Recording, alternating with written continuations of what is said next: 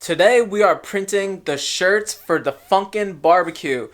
Shout out Art of Fury for designing the shirt for us. We already showed you guys the video of us tie-dyeing the shirts. These are the shirts right here. We're about to start printing them. Here's the design all set up on the screen, ready to go, ready to be printed. We actually have a tutorial how you could tie-dye these shirts just like this, or use the same design but your own colors. So go check that out right now. And we're gonna print the design right here, right in the center. We'll show you that. But first, we did a little test print. This is the test print. Check it out. Awesome. The Funkin BBQ is our yearly annual barbecue at the end of every summer. We do it every year. Free burgers. Shout out to Bubba Burger. Free drinks. Shout out to Happy Dad. And this is the design right here. Check out these details. But this is a test print. See the registration marks.